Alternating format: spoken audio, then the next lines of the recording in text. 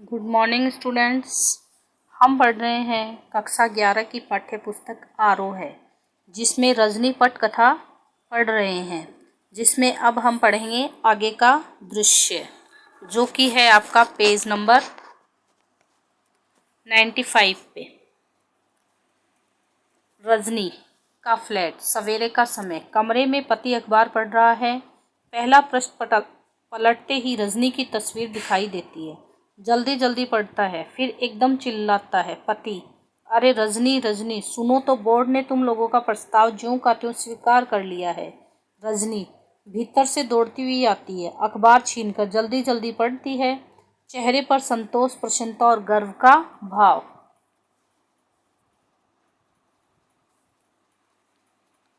रजनी, तो मान लिया गया हमारा प्रस्ताव, बिल्कुल जैसे का तैसा, और बन गया यह नियम। खुशी के मारे अखबार को ही छाती से चिपका लेती है। मैं तो कहती हूँ कि अगर डट कर मुकाबला किया जाए तो कौन सा ऐसा अन्याय है जिसकी धज्जियाँ न बिखेरी जा सकती हो।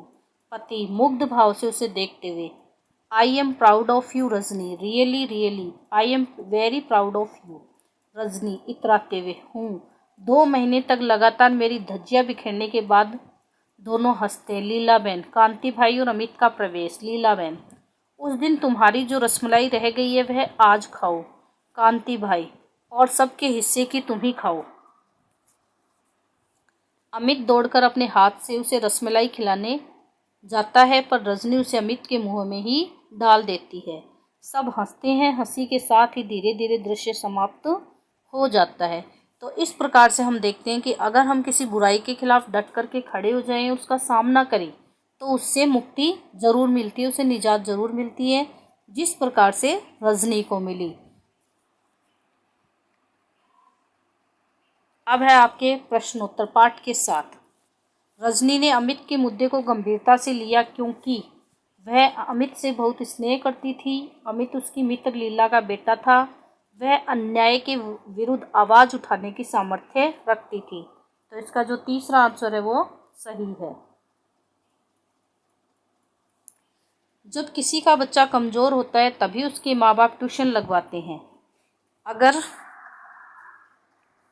लगे कि कोई टीचर लूट रहा है तो उस टीचर से न ले ट्यूशन, किसी और के पास चले जाएं। यह कोई मजबूरी तो है नहीं। प्रसंग का उल्लेख करते हुए बताइए कि यह सवाल आपको किस सीमा तक सही या गलत लगता है। तो इसमें आप अपने विचार लिख सकते हैं कि आपको ये चीज़ कहाँ तक सही लगी और कहाँ गलत लगी। तीसरा प्रश्न है, तो एक और आंदोलन का मसला मिल गया, फुसफुसा कर कही गई यह बात किसने किस प्रसंग में कही। तो ये आपने इस चैप्टर में पढ़ा है कि ये जो बात है वो रजनी के पति ने कही थी, और किस प्रसंग में कही थी, अमित के प्रसंग में कही थी, जो कि ट्यूशन के लिए चल रहा था।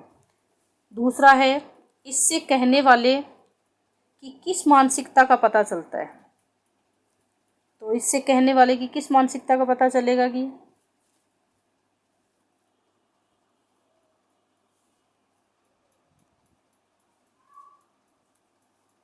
किस मानसिकता का पता चलेगा कि भाई उसकी जो विचारधारा है वो किस प्रकार की है, कि किसी भी बात का कितनी गहनता से वो विचार करता है।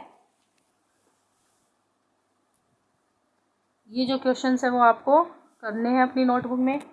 रजनी धारावाहिक की इस कड़ी की मुख्य समस्या क्या है। क्या होता है अगर अमित का पर्चा सचमुच खराब होता, संपादक रजनी का साथ न देता। तो ये आपको अपने विचार के माध्यम से लिखना है कि अमित का पर्चा अगर सचमुच खराब होता तो ये बात गलत साबित होती, और संपादक रजनी का साथ न देता तो शायद वो अपने जो मकसद वो लेके चली थी, जो उद्देश्य वो लेके चली थी, उसे वो पूरा नहीं कर पाती। पाठ के आसपास, गलती करने वाला तो है ही गुनहगार, पर उसे बर्दाश्त करने वाला भी कम गुनहगार नहीं होता। इस संवाद के संदर्भ में आप सबसे ज़्यादा किसी और क्यों गुनहगार मानते हैं। तो इसमें जो गलती करता है वो तो है ही, उसी के साथ अगर वो जो उसे सहन कर रहा है, बर्दाश्त कर रहा है, उसे हम ज़्यादा गुनहगार मानेंगे। क्यों? क्योंकि अत्याचार के खिलाफ उसे आवाज़ उठानी चाहिए। गुनाह करने वाले से गुनाह को सहने वाला जो होता है वो ज़्यादा गुनहगार है। स्त्री के चरित्र की बनी बनाई धारणा से रजनी का चेहरा किन मायनों में अलग है।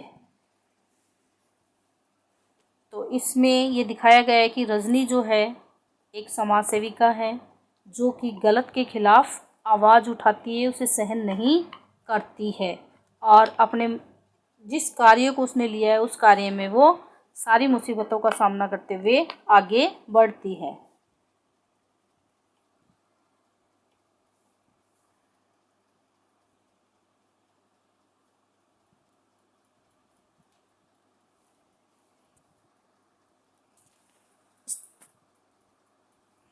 पाठ के अंत में मीटिंग के स्थान का विवरण कोष्टक में दिया गया है। यदि इस दृश्य को फिल्माया गया तो आप कौन कौन से निर्देश देंगे? यह नहीं करना है आपको। इस पठक कथा में दृश्य संख्या का उल्लेख नहीं है, मगर गिनती करें तो 7 दृश्य हैं। आप किस आधार पर इन दृश्यों को अलग करेंगे? तो ये भी आपको नहीं करना है। भाषा की बात।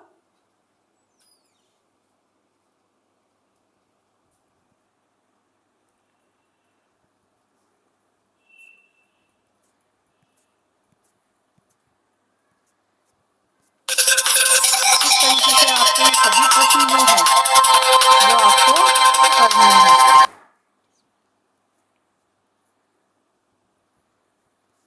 अब इनमें से अगर किसी प्रश्न का उत्तर आपको नहीं आ रहा हो तो आप मुझसे पूछ सकते हैं और इसके अलावा आपको एक एक्स्ट्रा प्रश्न जो है वो इसमें तैयार करना है, रजनी की चारित्रिक विशेषताएं।